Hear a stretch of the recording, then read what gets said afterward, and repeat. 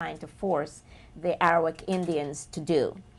The Arawak Indians were very skilled artisans, and we have an image of the one of the images that I brought. Those two images standing there are in fact of Arawak Indians, the indigenous Jamaican population. They did beautiful artistry, and in some of the caves in Jamaica today still survives the wonderful artistry of Arawak Indians. And so I will tell you a little more about that later on. Keisha, I am so glad you're at the table. I love your energy. Keisha is reindoctrinating me in the beginning. So tell us, how did you become a pathologist, and what made you decide to become a doctor and a pathologist, no less, and what told you you could? Well, I didn't know there was anything that said I couldn't. Amen. All right. I'm from a small immediate family, but a large extended family. And having been privileged enough to be born into my family, it's a very outgoing, gregarious family. If you want to be heard, you have to learn to speak up very quickly. And I have to say I was a prized child, a prized grandchild, a prized niece.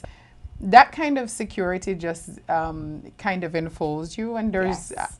I don't think when that happens you can think there's something you can't do. Amen. So at the time when I was growing up in Jamaica, one thing I have to say is, you know, it was always kind of you became a doctor or a lawyer, yes. kind of thing. Yes. So, and in some ways that hasn't changed that much, but in many ways it has. Yes. And so if you demonstrated academic ability early, it was kind of, you were kind of cajoled into one of those roles. Yes. And I actually initially, first I wanted to be a doctor, and then I wanted to be a lawyer. And so I did a year of law school, and then I decided I wanted to be a doctor again.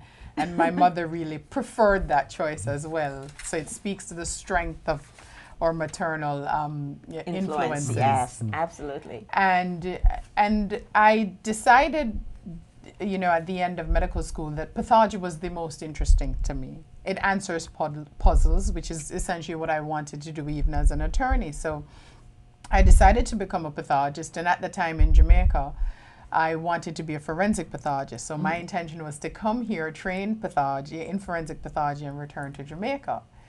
A lot of circumstances intervened, and I don't regret any of my life choices, but they did not lead to me going back to Jamaica. And I evolved to not just being a forensic pathologist, but I also did additional training in liver and GI pathology, and decided to pursue an academic career, which is how I ended up working here at Yale. And so if I were to speak to any factor that you know was the main thing instrumental in my developing in this way, I think it really is just the security and the encouragement of a strong family unit. Both my parents, my brothers, everybody in my family was always really understood that my job was to succeed. Yes, yes, exactly. So, you know, I didn't... And they supported that. They absolutely. So I never considered that there was anything else that I was supposed to do. Yes, you see, and this is one of the things that I want to emphasize, I think, coming from a small country, and where although we also had a history of slavery, we were never taught as children that because there's this history that has become a hindrance or a barrier. In fact, the British took over the island from the Spaniards in 1655, and they brought black people from the Ivory Coast to work the land. The slave trade flourished, but there was always resistance to it. In 1807, the institution of slavery, although it remained, the trading of slavery became sort of an embarrassment. And the religious community in Jamaica, the white religious community, really opposed slavery and fought against it. But the institution remained until August 1st, 1834, which is one of the reasons that August, the first Monday in August, was selected as Independence Day from Britain, because the first Monday in August, 1834, was a day of emancipation for Jamaicans. And although it took another 4 years for them to fully realize freedom, it happened. And my great-grandfather was born on the day of emancipation. He was born August 1st, 1834. And so from that history, we have evolved to where we are today, and there's a lot that's happened in between. We have a wonderful woman prime minister, Portia Simpson Miller, and we're going to show an image of her. But I want to hear from Hillary. You're a general surgeon, and then you specialize into vascular surgery. When did you know that you could become a surgeon? And did anyone ever tell you that you couldn't? Not at all. I mean, I think a theme that's echoed here is that you always, there was nothing else to do. You know, I was gonna go to school. I was going to succeed in school. My mother and my father were, I remember my mom sat down with us every single evening and went through our homework. We did it, and then she went through it after we did it. Yes. So it's kind of like you didn't know anything else, and I think that's a common theme that's been echoed by the other panelists. So after going through that and coming from a household where education was emphasized, I went to the University of Pennsylvania and went to medical school there. And when I just liked surgery the best. You know, Keisha liked pathology, and I liked surgery. Yeah. So what I liked about it was that it's very definitive. Yes. You know, it's different from giving a patient a medication and then seeing if the medication works.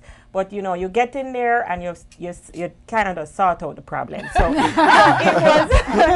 it was very definitive, and after I finished training in general surgery, I went back to Jamaica. It was always my goal that I was going home. And after I finished, I went back to Jamaica. And the reason I came back to Yale for additional training was that I saw that there was a specialized need for vascular surgeons there. Yes. So I decided to come back and do it. Now, when you went to University of Pennsylvania, did you ever encounter any attitudes or any barriers that said to you as a black woman, you couldn't do this? Were you discouraged in any way? Did you encounter discrimination that would normally, sort of give you pause? Well, you know what? I can remember a few instances, but it never bothered me.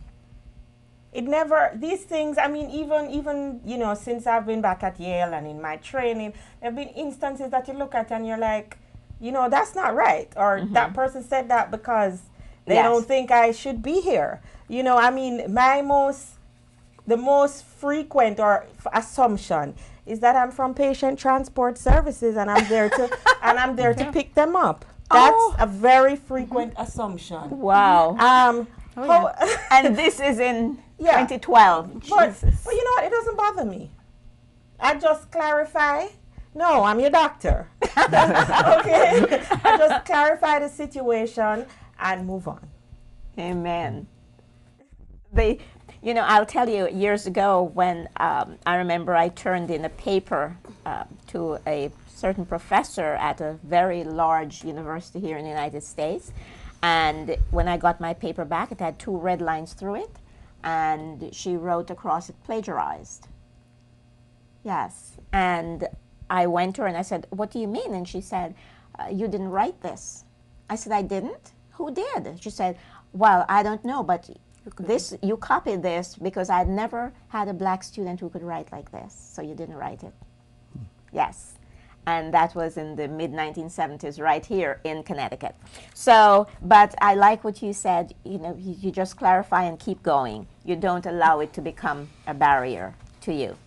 And that's what some Jamaicans did back in the 19th century. in 1865, we had the Morant Bay Rebellion. And the Morant Bay Rebellion was led by George William Gordon, Paul Bogle, and those